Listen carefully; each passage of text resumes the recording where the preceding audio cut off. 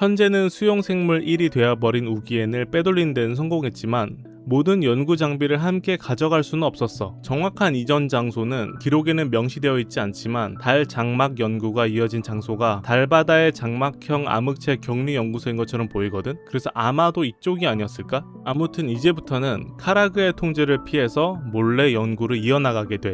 연구 장소를 옮긴 뒤에도 마게스게티는 죽어가는 우기엔을 살릴 방법을 찾지 못했어. 자신의 생명은 한정되어 있었기에 계속 몸을 양분으로 주는 것도 한계가 있었고 이미 자신은 거의 한계에 다다르고 있었어. 결국 마게스게티는 우기엔을 원래 모습으로 돌려놓는 걸 포기하고 완전히 생명 기능이 정지하기 전에 고대 달의 힘으로 새로운 생명으로 전환시키는 실험적인 방법을 시도해보기로 했어. 이 실험은 절반만 성공했어. 우기엔의 생명을 새로운 몸으로 옮기는 데는 성공했지만 연구자 우기엔의 기억과 의식은 되돌리지 못했거든. 그렇게 태어난 존재가 달에서 인공적으로 만들어진 최초의 원령 우기였어. 수술 직후의 우기는 작고 새까만 생명체였지만 하루가 다르게 몸집이 커졌어. 루살림은 언젠가 우기가 하늘보다도 더 거대해질지도 모른다고 적었어. 하지만 새로운 생명이 되어서 아무리 성장하더라도 그 존재가 자신들이 알고 있던 연구자 우기엔으로 돌아오지 않는다는 사실도 잘 알고 있었어. 마게스게티는 남편을 살리기는 했는데 정작 남편은 돌아오지 않은 거지. 이런 복잡 미묘한 감정 속에서도 달바라기가 해야 할 우주적 사명은 계속 진행되고 있었어. 어느 날 루살림은 어떤 생명 창조에 대한 계획을 누르에게 말했어. 지금까지 거둔 성과에 따르면 연구자들의 아름다운 감정과 소망 그리고 이상을 정보로 새긴 뒤 무언가의 힘을 빌리면 이를 불멸의 생명으로 탄생시킬 수 있다. 이렇게 말했는데 저기 힘에 대한 구체적인 정보는 비어있거든? 그런데 맥락상 달의 생명 창조 능력이 아니었을까 싶어.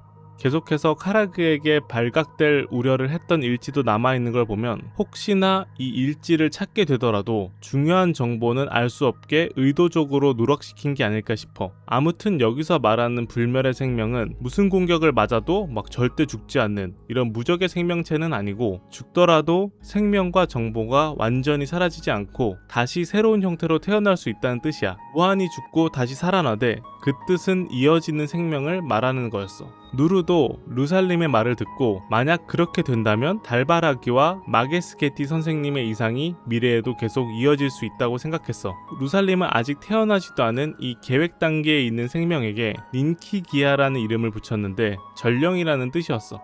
누르는 이걸 한참 듣다가 왜 이런 감상적인 계획을 나한테 말하지? 아니 애초에 얘랑 나랑 그렇게 친했나? 투덜거리면서 관심 없는 척 했지만 이후 슈크와틀 왕과 이야기를 나누면서 마게스게티의 연구에 대해 이야기하다 아주 자연스럽게 루살림의 계획도 언급하고 그걸 듣고 슈크와틀 왕이 말하는 생명창조 계획을 실현할 만한 제안들을 잔뜩 얻어왔어.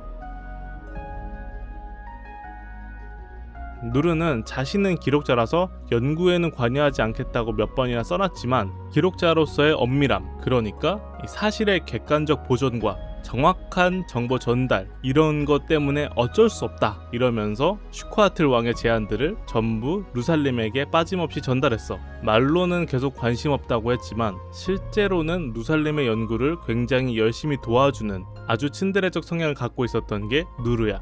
그렇게 루살림은 마게스게티의 생명 연구에서 얻은 데이터와 누르가 가져온 슈크와틀 왕의 조언을 바탕으로 인공생명인 닌키기아를 창조해냈어. 루살림은 닌키를 단순 인공생명체나 기록장치처럼 대하지 않았고 자신의 딸처럼 키웠어. 닌키는 연구자들 사이에서 자라며 달바라기 계획의 의미를 배우고 나중에는 직접 기록을 분석하고 주석까지 남기는 정식 연구원이 돼. 달바라기 계획에는 아주 치명적인 문제가 하나 있었어. 뭔가 신호를 보낸다는 건 내 위치를 알리는 일이기도 하잖아? 내가 바다 한가운데에 조난을 당해서 구조 신호를 보내고 있다고 해보자. 그 신호를 나를 도와줄 배가 보면 좋은 일이겠지. 하지만 뭐 상어가 본다면 아니면 지나가던 해적이 본다면 그럼 그냥 인생 끝나는 거거든. 그러니까 우호적인 문명에게 경고를 보내려고 했던 거지만 칠흑의 파괴자로 불리는 미지의 위협에게 여기에 있다고 친절하게 주소를 찍어주는 꼴이 될 수도 있잖아. 그래서 루살림은 신호 발신 계획과 동시에 신호를 보낸 장소와 세계를 감추는 연구를 시작해. 이게 바로 달 장막 계획이야. 쉽게 말하면 발신자 추적 제한 시스템이라고 생각하면 돼. 받은 사람이 내용은 들을 수 있지만 그게 어디서 온 전화인지는 모르게 말이야. 그리고 더 나아가 가능하다면 티바트 자체를 외부의 관측으로부터 숨기려고 했어.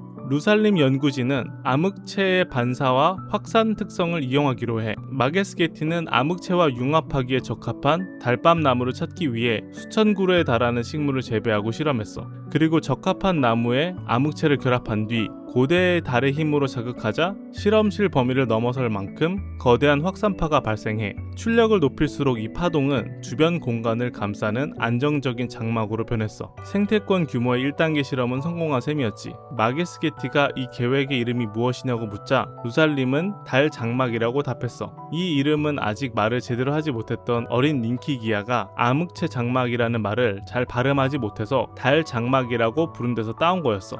그런데 이 계획에 대해서 누르는 완벽한 해결책이라고 생각하지 않았어. 세계를 장막으로 감싸는 건 새끼용을 다시 알껍데기 속에 숨기는 것과 똑같다는 거야. 당장은 포식자의 눈을 피할 수 있을지 몰라도 그렇다고 위협이 사라지는 건 아니잖아. 수만 년이나 수십만 년을 버틴다고 해도 우주의 시간으로 보면 잠깐에 불과하고 언젠가는 사냥꾼에게 발견될 수도 있다, 이렇게 생각했어. 심지어는 발견되기 전에 좁은 껍데기 안에서 문명 자체가 쇠퇴할 수도 있다고 생각했어. 그래서 누르의 계획은 뭐였냐면 숨는 거는 하수다, 고수는 상대가 보고도 아무것도 아니라고 생각하게 만드는 거다, 이렇게 생각했거든. 그러니까 이 세계를 완벽하게 감추는 대신에 어떤 개체가 지나가다가 티바트를 발견해도 그냥 어디에나 있을 법한 평범한 돌덩어리로 인식하게 만들자는 거야. 이게 그럴싸한 게 가려놔도 뭔가 소리가 들리거나 아무것도 없는데 뭔가 느껴지면 기시감을 느끼잖아. 그런데 쓸모없는 게 보여지면 아, 그냥 뭐 별거 아닌 거구나 하고 지나가게 되잖아. 약간 그런 원리인 것 같아. 누르는 자신의 석환 연구실에서 인지 변조 실험을 시작했어. 실험체는 일부러 크고 흉측하게 만든 거대한 루살림 조각상이었어. 누가 보더라도 왜 저런 게 여기 있지? 라고 의문을 품을 만한 물건이었거든. 그리고 실험 대상은 닌키기아였어. 누르는 이 조각상에다 인지 오염을 가한 다음에 닌키기아에게 너 아버지 조각상 어때? 이렇게 물어봤어. 그런데 닌키기아는 막 혼란스러워하면서 아니 누르 삼촌의 실험실에 조각상이 있는 게 뭐 이상한 일이에요? 라고 되물었어. 그 실험실 안에 있는 흉측한 조각상을 그냥 당연한 물건처럼 받아들이게 된 거야. 여기까지는 누르의 계획이 성공한 것처럼 보였어. 하지만 닌키가 실험실 밖으로 나가자마자 이 조각상이 이상하다는 사실을 바로 알아차려 버렸어. 그리고 돌아와서 누르의 머리를 막대기로 후려쳤지. 제대로 된 일이나 좀 해라. 나이값 좀 해라. 이런 말까지 덧붙였단 말이야. 그리고 나중에 누르는 이날을 회고하면서 아니 난 제대로 된 일을 하고 있는데 루살림 넌 네가 데려온 딸이랑 좀 똑바로 좀 봐라, 이런 핀잔이 섞인 기록을 남기기도 했어. 아무튼 이 실험 덕분에 한 가지 사실이 밝혀졌어. 인지 간섭이 발동하려면 그 범위 전체에 먼저 공통된 상식과 규칙, 그러니까 이치가 먼저 적용되어 있어야 했어. 뭐 한 방을 속이려면 그 방 전체를 덮는 이치, 그러니까 새로운 규칙, 이런 것들이 필요하고, 세계를 속이려면 세계를 덮는 이치가 필요하고, 전 우주를 속이려면 전 우주를 덮는 이치가 필요해. 근데 당연히 후자는 좀 실현 가능성이 낮다고 생각했어. 이 실험도 이 티바트 세계의 기억 조작과 비슷한 부분이 있지만 실제로 누르의 기술이 이 세계수와 같다라는 근거는 없기는 해. 마찬가지로 달 장막 역시도 티바트의 그 가짜 하늘, 그것과 닮은 점도 있기는 하지만 역시 이것도 루살림이 만든 기술이 그대로 적용되었다고는 확정할 수 없어. 그래도 뭔가 기시감이 느껴지는 거는 확실한 것 같아.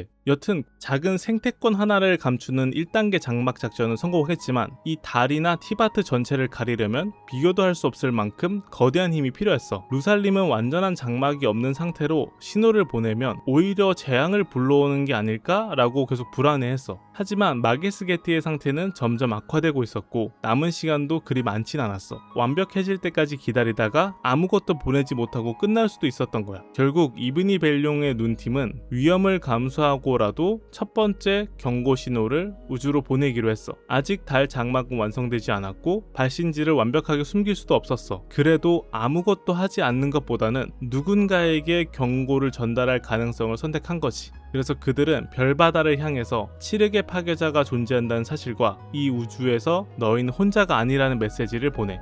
그래서 당시 연구진은 이 신호가 실제로 누구한테 도달했는지 알 수도 없고 그로 인해 생길 문제에 대해서 걱정을 많이 했어. 첫 신호가 무뼈를 향해 발사된 뒤에도 마게스게티의 상태는 회복되지 않았어. 이미 오랫동안 자신의 생명을 우기엔에게 나눠줬고 영혼의 침식까지 진행된 상태였어. 마게스게티는 자신에게 남은 시간이 그리 많지 않다는 사실을 깨달았거든. 그리고 루살림에게 우기엔에게 했던 것처럼 같은 생명 전환 수술을 자신에게도 해달라고 부탁했어. 남편의 곁에 남아서 함께 별바다를 헤엄치고 싶었던 걸까? 정확한 마음까지는 알 수 없지만 마게스게티는 자신의 생명의 불꽃이 완전히 꺼지기 전에 원령이 된 우기엔의 곁에 남는 걸 선택했어. 그렇게 마게스게티 역시 거대한 원령인 마게스로 다시 태어났어. 그렇게 둘은 영원히 달바다를 헤엄치는 존재로 남게 된 거야. 그동안 달바라기 연구는 계속되었지만 티바트의 상황은 급격하게 바뀌기 시작했어. 루살림이 달 전체를 덮는 장막을 완성하기 전 천리가 티바트에 강림한 거야.